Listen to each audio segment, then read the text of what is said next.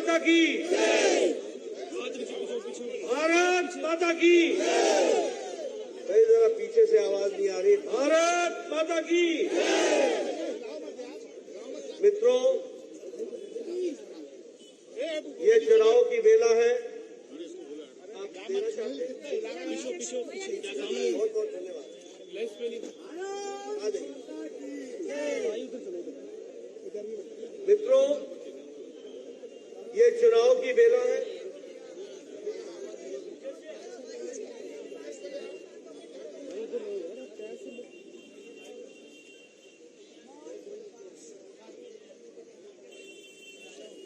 हम सब लोग यहाँ बहन जी के लिए चुनाव में विजयश्री मिले, इसके लिए निवेदन करने के लिए मैं आया हूं। आप सब लोगों की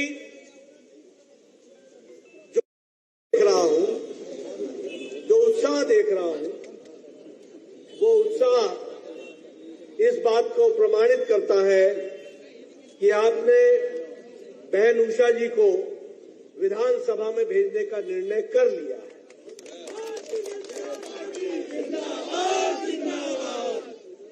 मैं ये भी जानता हूं कि आप सब लोग बहन उषा जी को विधानसभा में भेजकर मऊ इलाके को ताकत प्रदान करने के लिए, आपके इलाके के विकास के लिए और उसको तरक्की कराने के लिए आप सब लोग आतुर हैं। लेकिन मैं यहां पर बहुत नौजवान लोगों को भी देख रहा हूं, जिनकी उम्र शायद 2003 में 4-5 वर्ष की रही हो और आज 2023 हो।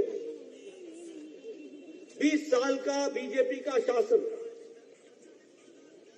इसलिए हो सकता है कि आपको मालूम नहीं कि मध्य प्रदेश 2003 में कैसा था, क्योंकि 2023 के उजाले को देखकर 2003 के अंधेरे को पहचानना मुश्किल होता है। लेकिन मैं इतना जरूर कहूंगा कि अगर 2003 अमावस्या थी तो 2023 पूर्णमासी है।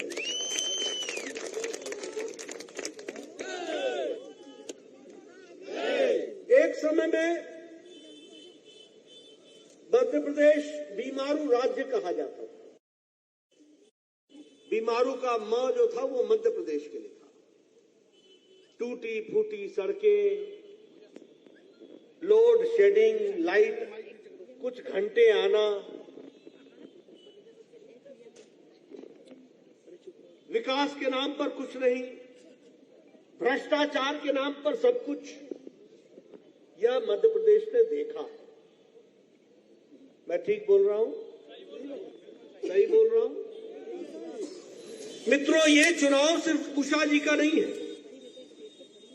ये उषा ठाकुर जी को विधानसभा भेजने का नहीं है। ये मध्य प्रदेश को भारतीय जनता पार्टी के शासन में और गति से आगे बढ़ाने का है। इसको भी और उसके करणीय कार्य में उषा जी भी अपना पूरा योगदान करेंगे।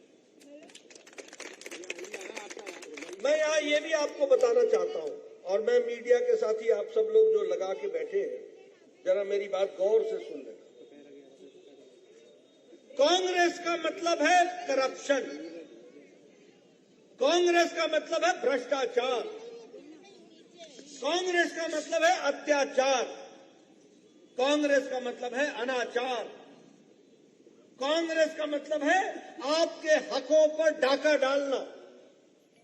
कांग्रेस और भ्रष्टाचार ये एक ही सिक्के के दो पहलू हैं। और भारतीय जनता पार्टी का मतलब है आपकी तरक्की, भारतीय जनता पार्टी का मतलब है आपका विकास, भारतीय जनता पार्टी का मतलब है आपकी सरकार, भारतीय जनता पार्टी का मतलब है आपके साथ मिलकर के मध्य प्रदेश को आगे बढ़ाना, यह उसका मतलब है। फिर मैं कहने के लिए नहीं कह रहा हूं, आपको याद है ना, ये हमारा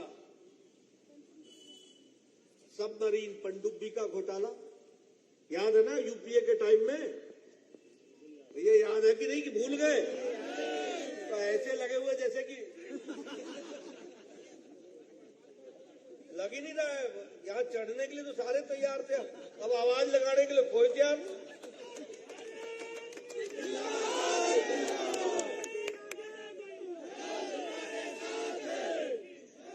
मेरे साथ नहीं, उषा जी के साथ रही। आप बताइए, पनडुब्बी का घोटाला हुआ था कि नहीं हुआ था? हेलीकॉप्टर का घोटाला हुआ था कि नहीं हुआ था? कोयले का घोटाला हुआ था कि नहीं हुआ था? चावल का घोटाला हुआ था कि नहीं हुआ था? चीनी का घोटाला हुआ था कि नहीं हुआ था? तो ये कांग्रेसी न आकाश छोड़ा, न जल छोड़ा, न पाताल छोड़ा, न धरती छोड़ी। ये तीनों लोग में भ्रष्टाचार, ये कांग्रेस पार्टी का अनाचार। किया कि नहीं किया? और आपको मैं बताऊं,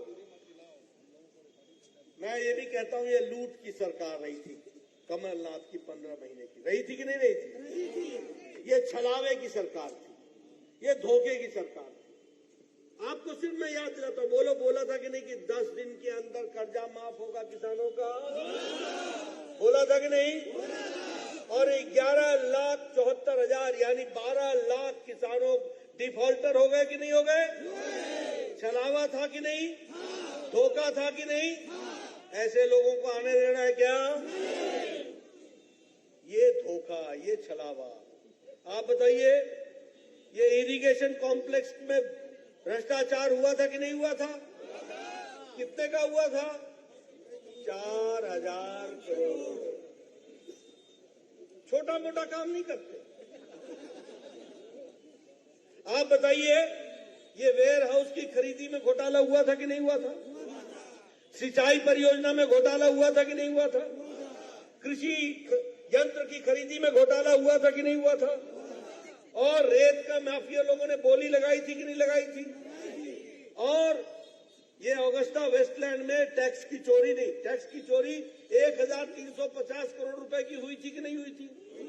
और कमलनाथ का भतीजा उसमें इन्वॉल्व था कि नहीं था? ऑगस्टा वेस्टलैंड में रतुलपुरी इसका भांजा इन्वॉल्व था कि नहीं था?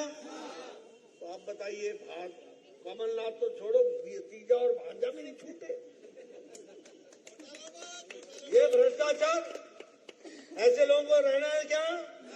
रहने दोगे क्या? अब मित्रों, आप बताओ, देश मोदी जी के नेतृत्व में आगे बढ़ रहा है कि नहीं बढ़ रहा है? बढ़ रहा है कि नहीं बढ़ रहा है? 5वें नंबर की अर्थव्यवस्था हो गई कि नहीं हो गई? 2024 में मोदी जी को फिर से आप लाएंगे और 2 साल के अंदर 3रे नंबर की अर्थव्यवस्था भारत बन जाएगा।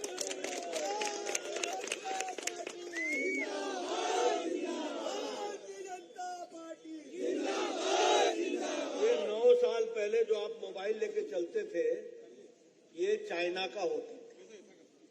आज जो आप मोबाइल लेके चलते हो, ये भारत का है। 97% भारत का।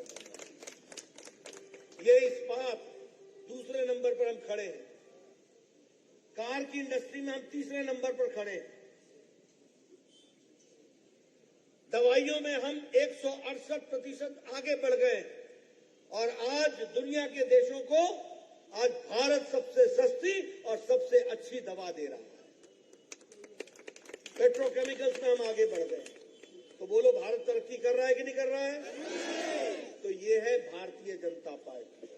और आप बताइए, मैं आपके ध्यान में लाना चाहता हूं, शिवराज जी के राज में, बीजेपी में हमारे प्रधानमंत्री, हमारे प्रति व्यक्ति आय मध्य प्रदेश में 2003 से 2023 में 10 गुना बढ़ गई है। 10 गुना। आपका बजट जो है वो 13 गुना बढ़ गया। हमारे एसटी भाइयों के लिए बजट 57 गुना बढ़ गया। आप बताइए, विकास हो रहा है कि नहीं हो रहा है? बीजेपी आपके लिए काम कर रही है कि नहीं कर रही है? लगी है कि नहीं लगी है? इसलिए मेरा आपसे निवेदन है कि आप भारतीय जनता पार्टी के प्रत्याशी उषा जी को चुनाव जिता करके हम तुम्हारे साथ हैं। जरा आवाज जोर से निकालिए। आपको वैसे हम तुम्हारे साथ हैं। बहनों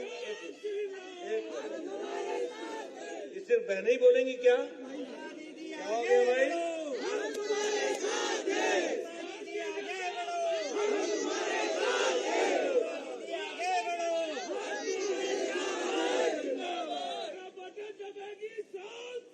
कमल के निशान से, कमल के निशान से।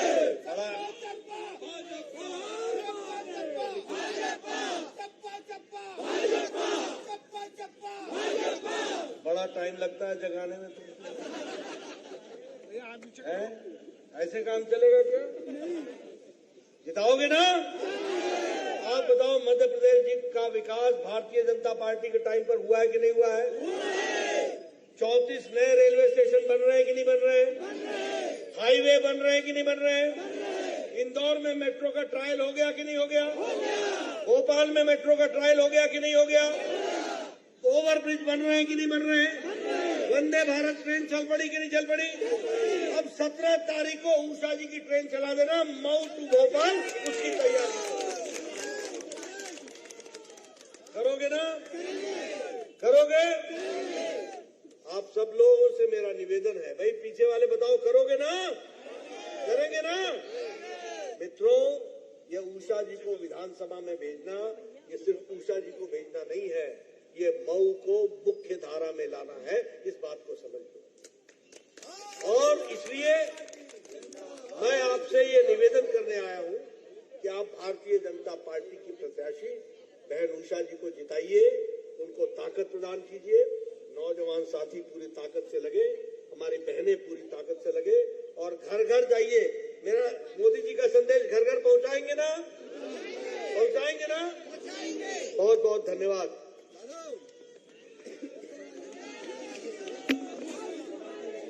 स्वागत है भाई।